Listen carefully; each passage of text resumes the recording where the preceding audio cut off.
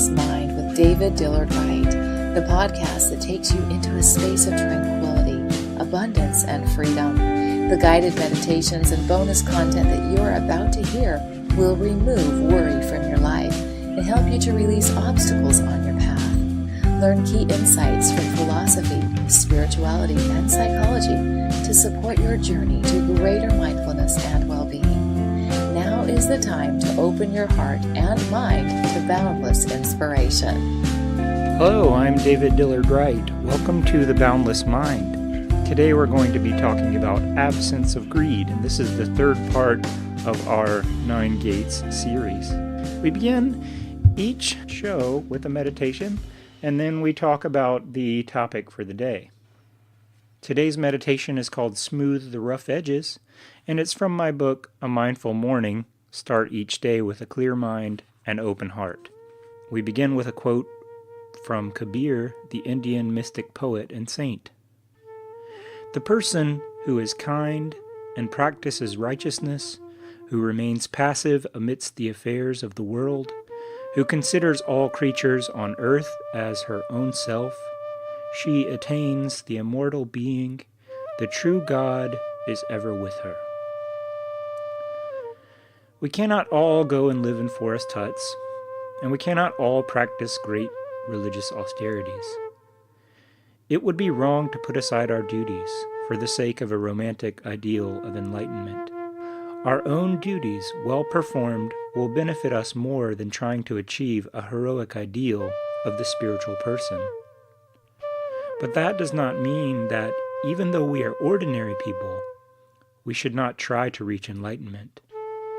We should let the daily concerns of life become the grinding stones that make grains of wheat into flour. We should perform those disciplines that we can perform in our own way, in our own time and place. In this way, we create a more compassionate society, a more peaceful home life, and a more contented inner life. As you sit for a few minutes this morning, think about the rough edges of your own personality. Perhaps you don't do anything criminal, but do you utter unkind words? Do you engage in gossip and criticism? Search your personality for those places where you lack discipline, and resolve to restrain yourself the next time tempting situations arise. Be mindful of the inner conversation. Be mindful of the other person, and be mindful of animals and the planet. Resolve to live in a world as a person who has no enemies, as a person who cannot be harmed, as one who wills the good of all. I invite you to pause the recording here for a few minutes of silent listening. Today we're going to be talking about the absence of greed, and this is going to be a somewhat condensed version of Lesson 1.3, which you can find on the Anahata Chakra Satsanga website. And greed is a somewhat emotionally charged word, and I think we get some conflicting messages about greed. Our spiritual traditions tell us that greed is a bad thing that we ought to avoid. And yet, from out there in the society, we get the opposite message, that greed is really good, or the so-called prosperity gospel, which teaches us that we ought to all be wealthy people.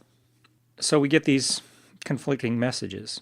I think we can kind of simplify it all by saying that greed is bad when it causes us to harm other people, when it causes us to harm the environment, when it causes us to ignore the natural world and damage the natural world. At the same time, we all have commitments, we all have responsibilities.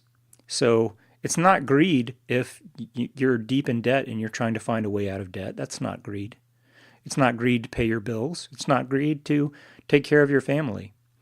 So it can be kind of hard to know where that line is between, what is the proper material necessities that you need in life and what really becomes excessive. So hopefully by the end of this, we'll have a better handle on that. In India, there's a word Shri, and this word Shri is used to refer to respected people like saints, teachers, gurus. And Shri was originally a goddess in her own right, and she was associated with the lotus flower and represented wealth and truth, luck, and wisdom. So now the goddess Shri isn't usually worshipped by herself. More, Lakshmi has sort of taken over where Shri left off. But the syllable Shri is still used as a kind of prefix to sort of venerate certain respected people. So we hope to bring the quality of Shri into our life, and we can say that Shri is an illuminated awareness that all we have comes from divinity. Being materially rich doesn't really fit into the consciousness of Shri if that wealth is not regarded as the undeserved gift of God. Likewise, material poverty can be spiritualized through the consciousness of God in everything. The wise person, the wealthy person, the fortunate person cannot be judged based on how many material possessions he or she has managed to accumulate in a given lifetime. So how many Hollywood stars or Bollywood stars have millions of dollars but go around acting like crazy people, drinking and driving, taking drugs, destroying their lives and destroying the lives of others? Unfortunately, these stories are all too common. All you have to do is look in the news. So wealth must be more than just having a bunch of stuff or having a bunch of money. A broad and generous heart is ultimately more valuable than the most sumptuous feast. We must cultivate the spiritual muscles of generosity and humility in order to make this vision of Shri manifest.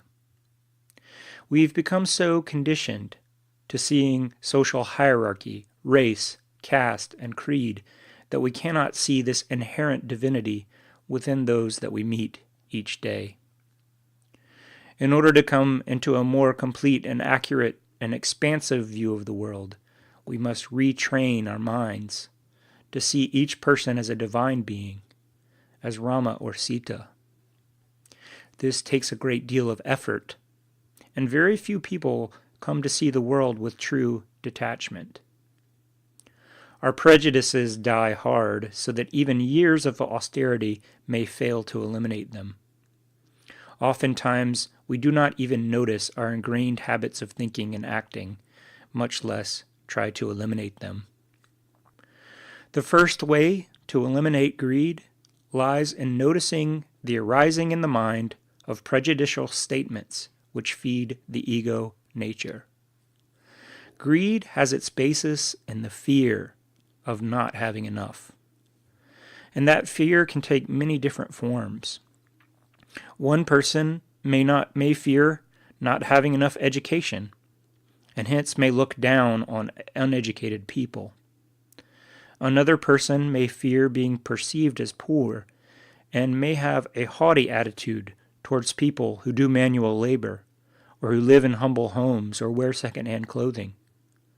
Still others may fear not having enough to eat, and may hoard food or money. Usually these fears result from some trauma early in life, or perhaps in an earlier lifetime. The fear manifests itself as prejudice towards those who have, or are perceived as having, the undesired trait. The person plagued by fear will go to desperate and irrational lengths to get away from the perceived negative state. This is the root of class prejudice, and the first step to being rid of the prejudice is to understand the fear and eliminate it.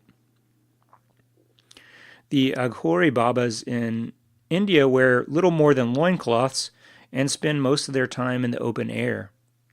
They learn to endure the elements, to do without food, or live on alms. For a materialistic person, this fate is worse than death.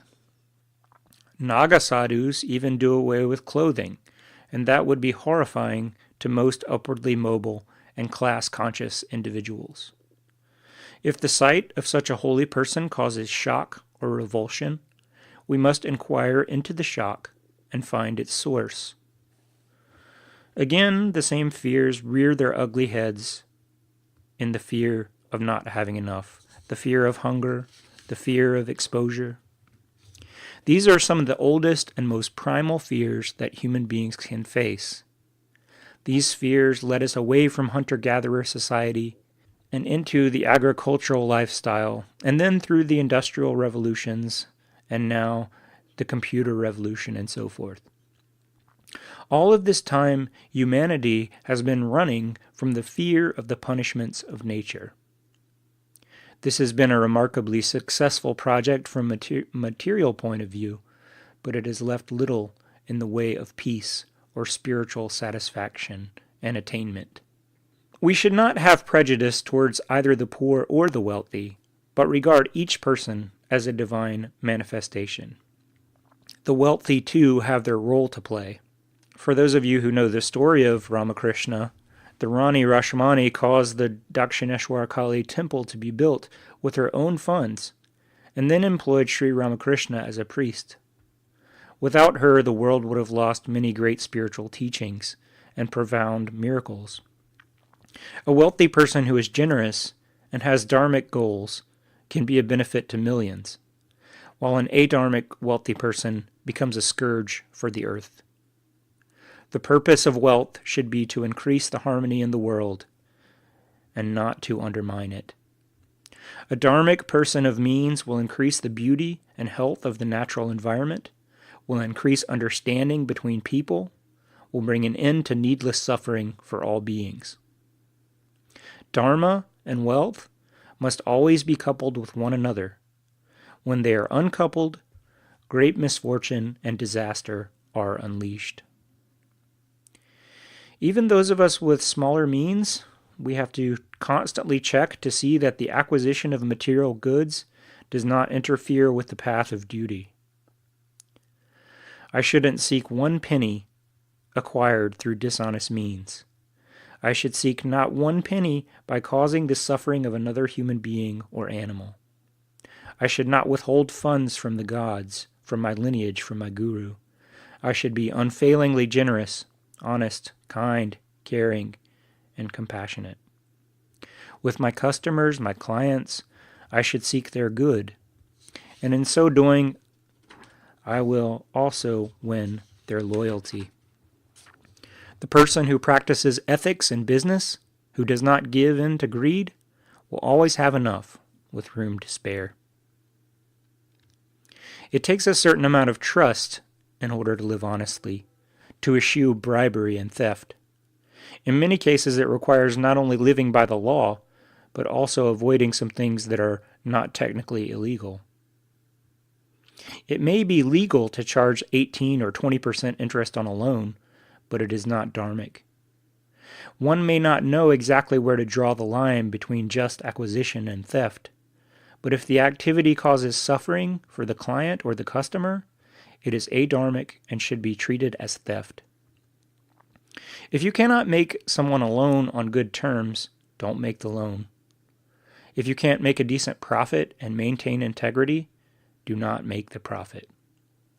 Such short-term gains reap the consequence of samsara, rebirth, and a cyclic existence. So it's actually not profitable in the cosmic sense. The thief lives his or her svadharma. The thief is actually dharmic in a certain sense, and actually fulfills the will of God. But this activity, the activity of thievery, slows the path to realization. A person engaged in a dishonest profession will have to leave that dishonest work behind eventually, or suffer the consequences. These consequences are not meted out by a wrathful divinity. There's no God up in the sky throwing down thunderbolts. But these consequences are simply the natural outcome of the activity in which that person has been engaged. The dishonest path does not lead to joy, does not lead to peace, does not lead to God realization. When people pursue endless greed, the result is failure. The family falls apart, the city falls apart, the nation falls apart. The gospel of greed simply will not be a firm principle on which to govern the world, because it leads to ruin for the planet and ruin for society. Yogis who sincerely desire to approach the truth and bring an end to this present global wickedness should strive to live as though the Satya Yuga, the age of truth, were already here. This means seeking to live in harmony with the earth and other animals by eating a vegetarian diet and eliminating unnecessary desires. It means seeking only just financial arrangements in which all parties benefit. It means eliminating human trafficking and ensuring good and safe working conditions for all people. It means working to end discrimination based on gender, sexual orientation, race, caste, disability, or any other status. Conscientious devotees will seek to eliminate harm from their own lifestyles and will take the additional step of advocating such lifestyles for all people. This can be done through teaching, through activism, through service, and through many other channels that will be specific to the life of each seeker. No sincere spiritual aspirant can ever be exempt from the mandate to work for a better world for all beings, human and non-human. A spirituality that ignores the hunger for justice is no spirituality at all, but is just another form of exploitation in disguise. Working for justice need not be preachy or proselytizing. We can work for justice through our own example, using skillful, efficient means. This current age will look like a bad dream when humanity awakes from its delusional greed, which has reached a crescendo in recent decades. The massive extinction of species, the tragic deforestation, the despoiling of oceans and rivers, the depletion of glaciers and fresh water, and numerous other market-induced degradations will be over, and the healing process will begin. We must not sit by the sidelines and wait for such an outcome to occur. We must build the dharmic civilization step by step, by doing our sadhana, speaking up for justice, and creating community. We must be relentless critics of European Enlightenment values, which have led to the labeling of traditional forms of community as backwards and primitive. We must restore the household deities, the village deities, and the forest deities. When one can worship a sacred tree or venerate the cow without fear, the first rays of the Satya Yuga will be here. The imperialist consciousness of the colonizer will be replaced with a love for all beings, and universal greed will be replaced with a love for the divine in each particular manifestation. Well, I hope that clears up a little bit about what greed is and why it's bad and what we can do about it. And I realize that what I've outlined here is a pretty tall order. It's a pretty high goal. It's a pretty lofty goal, a difficult goal. But just because it's difficult doesn't mean it's not worth doing. Everything worth doing in life requires some effort. It requires some self-inquiry, some self-discovery, and it requires a renunciation of our previous ways of life and embarking on a new path. And I hope that I've made that path a little bit more clear in this episode. Okay, so we go on now to the assignments. Like in the previous episodes, we have the first set of activities are to be completed on your own, and you don't need to submit any written feedback. So the first one, inquire deep inside yourself for the fears that have hindered you from full and complete love for all beings. Do you fear not having enough money? Do you fear going without food or clothing? Picture the divine in the way that comes easiest for you, and release these fears one by one. And here's the next one. Take a look at your own local environment. Is there something you could do to help protect a local river or a bird sanctuary? Is there some way that you can speak on behalf of earth and animals? Now for the second set of exercises. These are for those who are interested in formally joining the society and going through the 9 ranks or the 9 gates. Here's the first one. This is the final lesson for the first rank. What changes have you observed in yourself over the course of the first 3 lessons? Include both inner and outer work, changes that occurred both in your mental makeup and in your daily life. And here's the second question. Find a way to practice contentment or santosha and giving, dana. Write about your experiences. And at the end of this lesson, there's also a retreat for the end of the first degree, which is called Manavika or student. And I'm not going to go through the steps of that retreat, but you can find the steps in the PDF document on the website. I would also recommend a couple of books. One is by Swami Bhaskarananda, The Essentials of Hinduism. The other one is by Constantina Rhodes, and it's called Invoking Lakshmi, the Goddess of Wealth in Song and Ceremony. That's it for today's show. I hope you enjoyed it. You can find more teachings and meditations at heartchakrasociety.org, or you can read my Psychology Today blog called Boundless at psychologytoday.com/blog/boundless. You can find me on Twitter at David Dillard-Wright. That's at DAVIDDILLARDWRI. You can find my 3-part series of books on meditation, A Mindful Morning, A Mindful Evening, and A Mindful Day on Amazon.com or wherever books are sold. Send me your comments and questions, and I'll get to them on future shows. Our theme music is by Tommy Rooster, theme voiceover by Kimberly _DeVries, bamboo flute by Zen Kona. Have a mindful day.